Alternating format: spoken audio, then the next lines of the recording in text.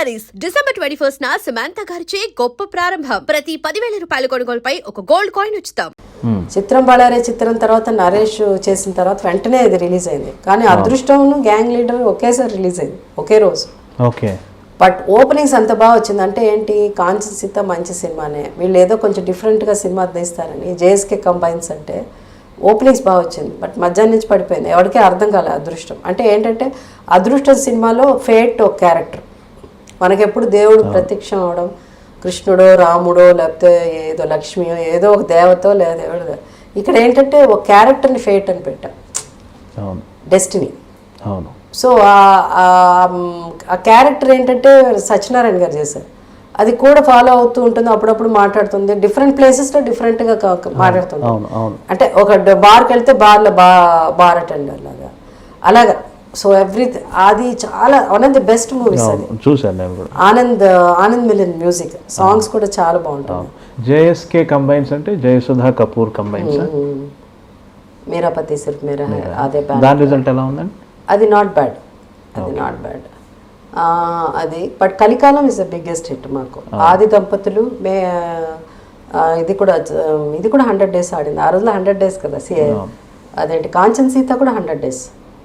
ఆది దంపతులు 100 days, Kanchan Sita and కలికాలం, ఈ 3 సినిమాలు బాగా హిట్ అయింది.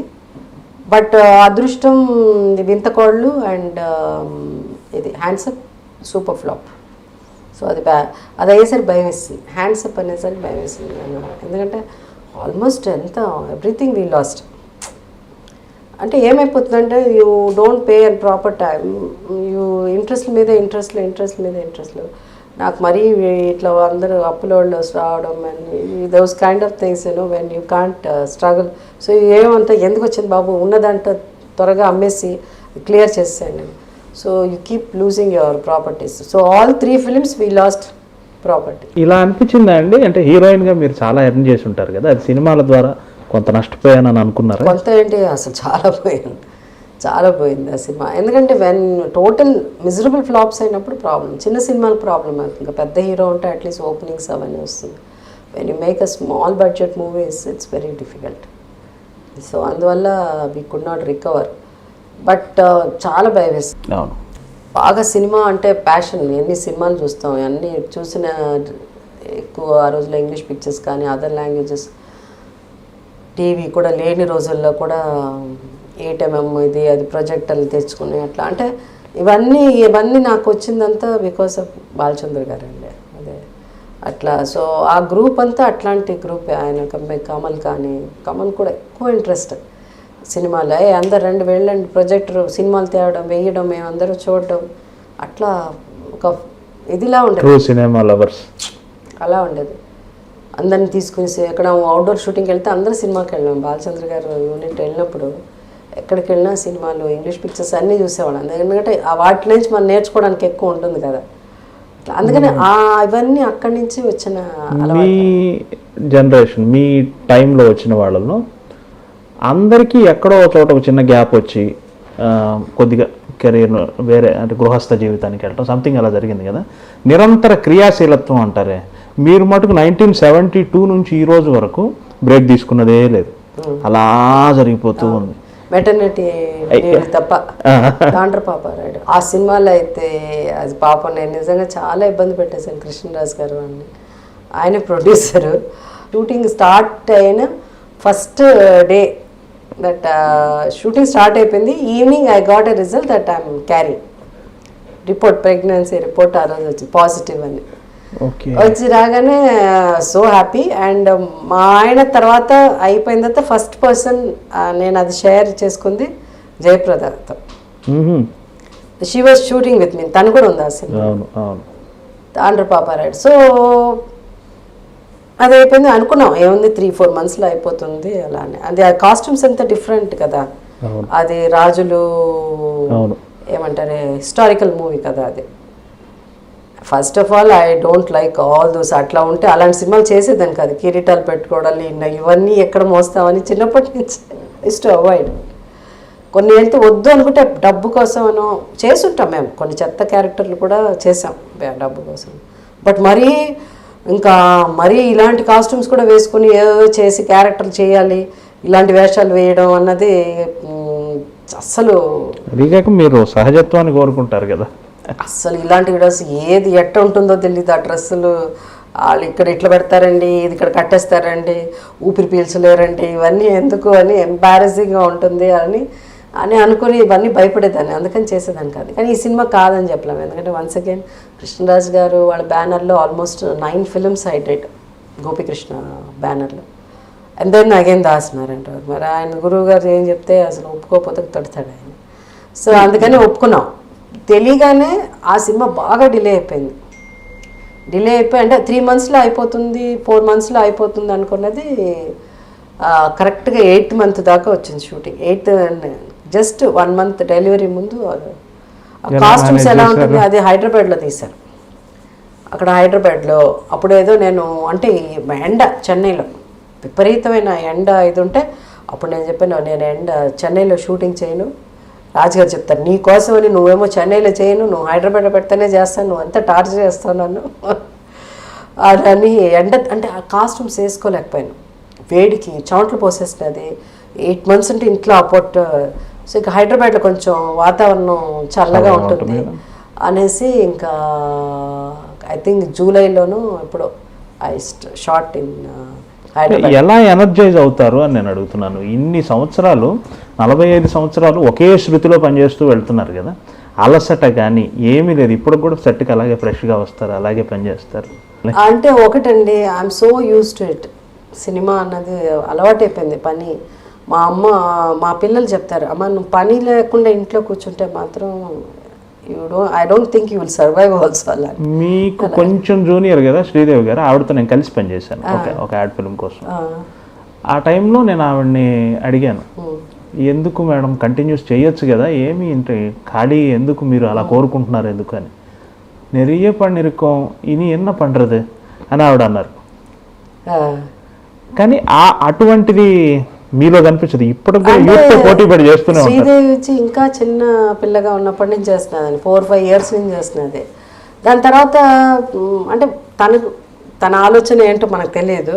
బట్ నాదంటే నేను అట్లా యాజ్ స్టార్టెడ్ ఏజింగ్, నా ఏజ్ ప్రకారంతో పాటు క్యారెక్టర్స్ కూడా అలాగే. నేను 12 కాపురంలో జమున గారు పెద్ద హీరోయినే కదా. అంటే మీరు చెయ్యాలనుకోవడమే కాకుండా ఇండస్ట్రీ మీకోసం అలా స్పేస్ ఉంచుతూ వస్తుంది కదా. అంటే ఎక్కడో ఒకటి నేను చెప్పాను, గర్ల్ నెక్స్ట్ డోర్ అన్నది కూడా ఆ ఫీల్ అలాగే కంటిన్యూ అయిపోయి మంచి మంచి గొప్ప క్యారెక్టర్లు చేయడం.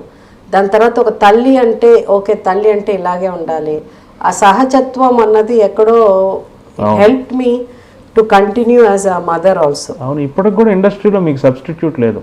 బొమ్మరిలో మదర్ కావాలంటే మీరే, సీతమ్మ వాకిట్లో సిరిమల చెట్టు మదర్ కావాలంటే మీరే, శతమానం భవతి మదర్ కావాలన్నా మీరే. అంటే ఇట్స్ మోర్ లైక్ మన ఇంట్లో మన తెలుగు మన ఇళ్ళల్లో ఎట్లా మాట్లాడుకుంటామో అలా మాట్లాడుకుంటాం కదా. అందుకని ఇంక సినిమాలో క్యారెక్టర్ వచ్చినప్పుడు కూడా అలాగే మాట్లాడతాను.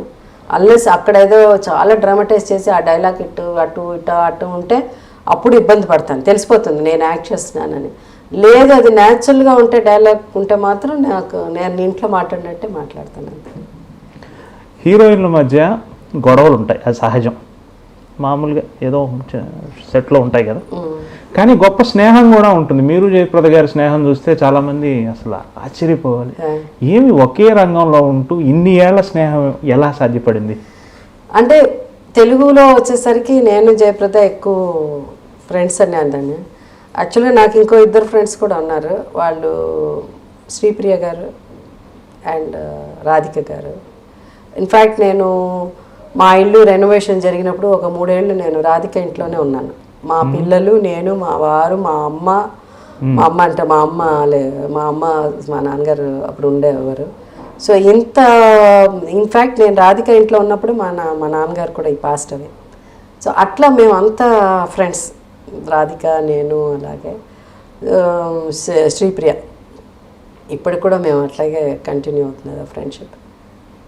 ఇన్ఫ్యాక్ట్ లాస్ట్ జయలలిత గారి గురించి మాట్లాడుతున్నాం. లాస్ట్ రాధిక కూతురు మ్యారేజ్లోనే శశికళ గారు వచ్చారు. ఎందుకంటే అప్పటికి కొంచెం ఆమెకి హెల్త్ బాగోట్లేదని అందరికీ మాకు తెలుసు. సో ఎక్కడికి రావట్లే జయలలిత గారు బయటికి. ఈమె వచ్చారు పెళ్ళికి. వస్తే నేను చెప్పా, ఈసారి తప్పకుండా అమ్మని కలవాలి నేను, మీరు ఎట్లానే ఏర్పాటు చేయండి. అలా నితిన్ గారిని పరిచయం చేశాను శశికళ గారికి. సో ఫస్ట్ శశికళ గారిని జయలలిత గారు నాకు పరిచయం చేశారు. ఎప్పుడంటే I think 80s Chennai to Delhi flight ఉండేది, డైరెక్ట్ చెన్నై ఢిల్లీ వయా హైదరాబాద్. అప్పుడు ఏ 300 పెద్ద ఫ్లైట్ ఉండేది, 300 ఫ్లైట్. 320 వచ్చే ముందు 300 కదా. సో ఆ టైం అది ఆ 300 ఫ్లైట్ ఉన్నప్పుడు మ్యాసివ్ ఫ్లైట్ అది అసలు మనకి. సో అందరూ 300 ఫ్లైట్ అది. దాంట్లో మార్నింగ్ 6 o'clock ఉంటుంది ఆ ఫ్లైట్. చెన్నై 6 o'clock, 4 o'clock లేవాలి. పెద్ద తలకాయ నొప్పి మాకు ఆ ఫ్లైట్ అంటే. కానీ అది ఎక్కువ యూస్ఫుల్, ఎందుకంటే అక్కడ 6 అంటే within 1 hour we're here. 9 o'clock shooting, 9:30కి అంతా సెట్కి వచ్చేసేవాళ్ళం. సో అట్లా ఆ ఫ్లైట్లో ప్రయాణం చేస్తున్నప్పుడు జయలలిత గారు ఢిల్లీ వెళ్తున్నారు. సో ఆమె ముందే వచ్చేసరికి కూర్చునేసారు ఎయిర్క్రాఫ్ట్లో, నేను వెనకాల ఉన్నాను. సో ఐ జస్ట్ ఎంటర్ అవ్వగానే ఫ్లైట్ లోపలికి ఎంటర్ అవ్వగానే ఫ్రంట్ సీట్లో ఆమె కూర్చుని అన్నారు. నన్ను చూడగానే నేను ఆమెకు నమస్కారం పెట్టాను. నమస్కారం పెట్టగానే చాలా was very happy. She said, this is Sasikala. First time పరిచయం చేశారు. This is Sasikala, she's my friend, and this is Jayasudha, she's very sweet and very good actress. చాలాసేపు ఆమెకి చెప్తా ఉన్నారు తమిళ్లో, పరిచయం చేశారు. సో అది మా మొదటి ఇంకా మార్చ్ ఇంకా I think she was MP or Rajya Sabha 84 ఆ టైంలో అనమాట. సో అట్లా అది ఫస్ట్. సో నేను మొన్న లాస్ట్ ఇది చెప్పాను శశికళ గారికి, ఎట్లానే ఈసారి కలవాలండి అమ్మని అని. అలాగే అలా అన్నారు. అంతే. ఇట్ వాస్ అంతే కదా. రాధిక వాళ్ళ కూతురు August 29th ఎప్పుడో పెళ్ళయింది. సో మా జయలలిత గారి జనవరి. And for more videos, please subscribe to iDream. Please subscribe to iDream. Please subscribe iDream. And please subscribe to iDream. For more videos, subscribe to iDream. please like, share and subscribe to the channel. Congratulations, iDream. Subscribe to iDream. Subscribe to iDream. So subscribe to iDream Media. iDream team andarki huge congratulations. Please subscribe iDream Media. Please subscribe to iDream. Subscribe iDream. Please subscribe to iDream. iDream అంటే నా కళల ఛానల్ను subscribe చేసుకున్న నోరు తిరుగుతలేదు, మీరైతే గంట గుర్తు కొట్టండి. For more such videos, please subscribe to iDream. Subscribe to iDream. Please subscribe to iDream. Please subscribe iDream Media. Please do subscribe to iDream. Please subscribe to iDream Media. For best entertainment and information, please subscribe iDream. And don't forget to subscribe to iDream.